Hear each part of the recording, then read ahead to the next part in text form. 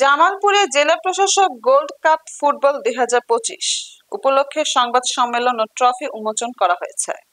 বিস্তারিত থাকছে শরীফুল ইসলাম ঝোকনের প্রতিবেদনে। আজ 28 আগস্ট বৃহস্পতিবার জেলা পুলিশ সুপারের সম্মেলন কক্ষে জেলা প্রশাসকের আয়োজনে জেলা ক্রীড়া সংস্থা ও জামালপুর জেলা ফুটবল অ্যাসোসিয়েশনের সহযোগিতায় জেলা প্রশাসক গোল্ড কাপ ফুটবল 2025 উপলক্ষে সংবাদ সম্মেলন ও ট্রফি উন্মোচন হয়। এ সময় সংক্ষিপ্ত আলোচনা সভায় বক্তব্য রাখেন টুর্নামেন্ট পরিচালনা কমিটির আহ্বায়ক জেলা পুলিশ সুপার সৈয়দ রফিকুল ইসলাম, টুর্নামেন্টের সদস্য সচিব অতিরিক্ত জেলা প্রশাসক ইফতেখার ইউনুস, বিসিবির সাবেক জামালপুর জেলা ক্রীড়া সংস্থার সাবেক সাধারণ সম্পাদক শহীদ জিয়াউর রহমান কলেজের অধ্যক্ষ আব্দুল্লাহ আল ফুয়াদ রেদওয়ান সহ সাংবাদিকবৃন্দ। পরে জেলা প্রশাসক গোল্ড কাপ ফুটবল 2025 ট্রফি উন্মোচন করা হয়।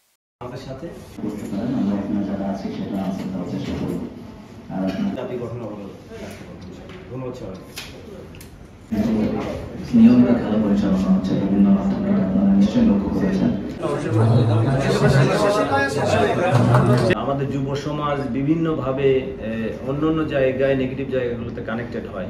তো আমরা যদি খেলাধুলার মধ্যে তাদেরকে ইনভলভ রাখতে পারি, তাদেরকে এনকারেজ করতে পারি, আমার মনে হয় যে তাহলে শুধু খেলাধুলাই এগোবে না, পাশাপাশি আমাদের যুব সমাজ যাদের জন্য যারা বাংলাদেশকে সামনের দিনে নেতৃত্ব দেবে, তারাও আমার মনে হয় যে নিজেদের যেমন শারীরিকভাবে ফিট করতে পারবে, মানসিকভাবে ফিট করতে পারবে এবং যোগ্য নাগরিক হিসেবে সুনাগরিক হিসেবে নিজেদেরকে গড়ে তুলবে। 8টি পৌরসভার মধ্যে শুধুমাত্র জামালপুর সদরের পৌরসভা নিয়ে 8টি দল নিয়ে আমরা ইতিপূর্বে বহুবার এই টুর্নামেন্ট হচ্ছে জেলা প্রশাসকের নামে।